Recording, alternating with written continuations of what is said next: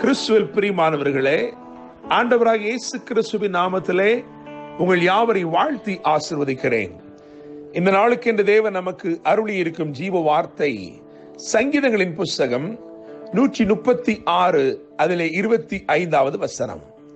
மாம்ச தேகமுள்ள யாவுக்கும் ஆகாரம் கொடுக்கிறவரை துதியுங்கள், அவர் கிருபை என்றும் உள்ளது. நம்முடைய தேவன் ஆகாரம் கொடுக்கும் தேவனாக இருக்கிறார். சங்கீதம் 104 அதிலே 27ஆம் வசனத்தை கவனிக்கும் பொழுது ஏற்ற வேளையில் ஆகாரத்தை தரும் தேவன் என்று அங்கு எழுதியிருக்கிறது. It is a day of supernatural supplies.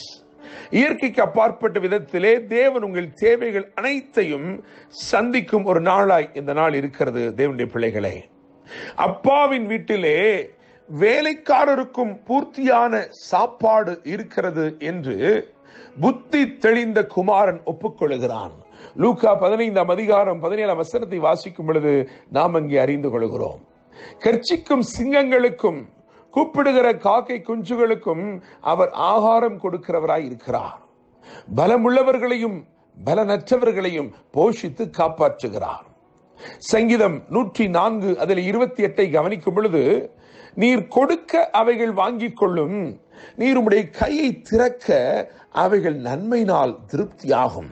இன்றைக்கு கர்த்தர் உங்களுக்காக தம்முடைய கரத்தை திறக்கிறார். தேவனுடைய பிள்ளைகளை, நீங்கள் நன்மையினாலே திருப்தி அடையும்படிக்கு, அவருடைய சம்பூர்ண ஆசீர்வாதங்களை பெற்றுக்கொள்ளும்படிக்கு, சிறப்பானதை உங்களுக்கு அவர் அருளும்படிக்கு தம்முடைய கரத்தை இன்றைக்கு உங்களுக்காக திறக்கிறார். உங்களை நன்மையினாலே திருப்தி செய்யும்படிக்கு தேவ தயவுள்ள கரம் இன்றைக்கு உங்களுக்காய் திறக்கப்படுகிறது. என கேட்கும் தேவனுடைய பிள்ளைகளே, எலியாவுடைய வாழ்க்கையை நாம் சற்று ஆராய்ந்து பார்க்கும் பொழுது, தியானிக்கும் பொழுது, அங்கே தேவன் அவனை 3 விதமாய் போஷித்தார். 3 விதமாய் விசேஷமாய் அவனை போஷித்து நடத்தினார். அதை குறித்து நாம் தியானித்து முடிக்கலாம் என்று நினைக்கிறேன். 1 ராஜாக்களின் புஸ்தகம் 17ஆம் அதிகாரம் அதிலே 3 முதல் 6 வரையுள்ள வசனங்களை வாசித்து பார்க்கும் பொழுது, அங்கே ஆண்டவர் சொல்லுகிறார், காகங்களை கொண்டு உன்னை போஷிப்பேன் என்று சொல்லுகிறார். இது ஆச்சரியமான ஒரு காரியம்.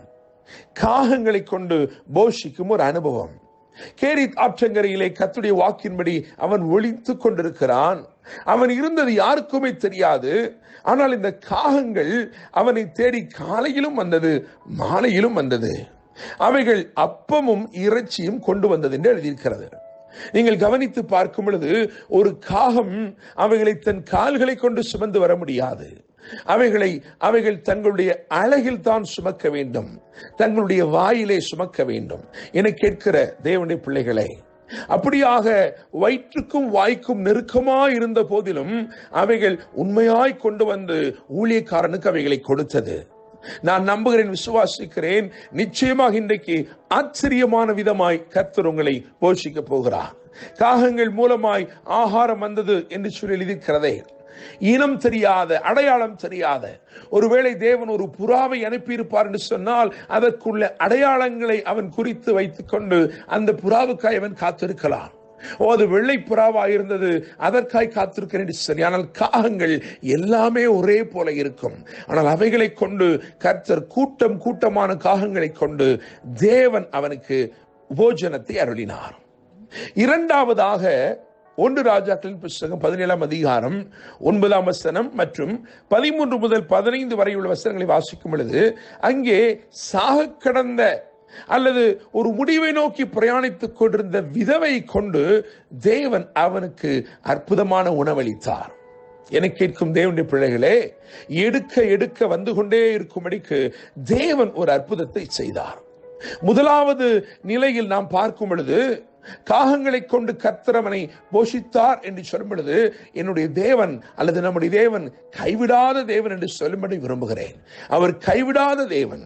அவர் கேரித் ஆற்றங்கரையிலே நீங்கள் ஒளித்துக் கொண்டிருந்தாலும், நீங்கள் இருக்கிறது யாருக்குமே தெரியவில்லை என்றாலும், அவர் உங்களை கைவிடாத தேவன். You might be in a place where it is totally unreachable, it is totally remote, but this God, the God whom we serve, will never leave you, he will never forsake you. அவர் உன்னை நிச்சயமாய் கைவிடாத தேவன். இரண்டாவதாக நாம் இங்கே தியானிக்கிறோம், அற்புதத்தை கொண்டு போஷிக்கிறார். அற்புதமாய் இருக்கிறது. அற்புதமாய் இருக்கிறது. காரணம், இந்த பாத்திரத்தை வெறுமையாக்கி பரலோகத்தை திறக்கிறார். தேவ ஞானம் அது. அவள் தன் பானையை திறந்தாள், அவரோ பரலோகத்தை திறந்தார், நன்மை நாளை திருப்தி செய்யும்படிக்கு. என்னை கேட்கிற தேவனுடைய பிள்ளைகளே, இந்த இரண்டாவது இடத்திலே நான் காப்பாற்றும் தேவன் என்று சொல்ல விரும்புகிறேன். ஒரு குடும்பம் இருக்கிறது, அது மரணத்தை நோக்கி பிரயாணிக்கிறது. அங்கே தேவன் தம்முடைய தீர்க்கதரிசி அனுப்பி ஒரு அற்புதத்தை செய்கிறார். அது நிமித்தமாய் அவர்கள் காப்பாற்றப்படுகிறார்கள். தேவன் கைவிடாத தேவன், தேவன் காப்பாற்றுகிற தேவன். மூன்றாவதாக 1 ராஜாக்களின் புஸ்தகம் 19ஆம் அதிகாரம் 5, 6 ஆகிய வசனங்களை கவனிக்கும் பொழுது அங்கே தேவ தூதனை கொண்டு போஷிக்கிறார். தேவதூதனை கொண்டு போஷிக்கிறார். என்னை கேட்கிற தேவனுடைய பிள்ளைகளே, சூறை செடியின் கீழ் சோர்ந்து போய் கிடந்து, ஆண்டவரே நான் சாக வேண்டும் என்று கோருகிறான், என்னை எடுத்துக்கொள்ளும் என்று மன்றாடுகிறான். அப்படிப்பட்ட அந்த சூழ்நிலையிலே அவனை தேடி தேவன் தம்முடைய தூதனை அனுப்புகிறார். என்னை கேட்கிற தேவனுடைய பிள்ளைகளே, முதலாவது கைவிடாத தேவன், இரண்டாவது காப்பாற்றுகிற தேவன், மூன்றாவது கரிசனை உள்ள தேவன். உங்களுடைய சோர்வுகள், உங்களுடைய பலவீனங்கள், உங்களுடைய மனதிலே எழும்புகிற அந்த சின்ன சின்ன காரியங்கள் எல்லாவற்றையும் அறிந்திருக்கிறார். உங்களுடைய கிளேசங்கள் அவருக்கு மறைவாய் இருக்கவில்லை. தேவனுடைய பிள்ளைகளே, கரிசனையுள்ள தேவன் தேவதூதனை அனுப்பி ஒரு போஜனத்தை கொடுக்கிறார்.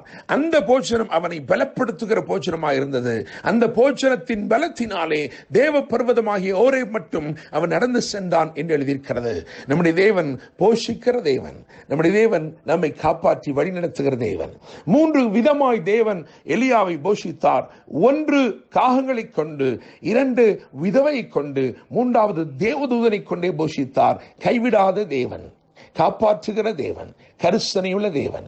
கர்த்தர் தாமே இந்த வார்த்தைகள் மூலமாய் இன்று உங்களை ஆசீர்வதித்து வாழ வைப்பாராக. மாம்ச தேகமுள்ள யாவுக்கும் ஆகாரம் கொடுக்கிறவரை துதியுங்கள், அவர் கிருபை என்றும் உள்ளது. என்றும் அன்புடன் pastor Daniel Moses. God bless you.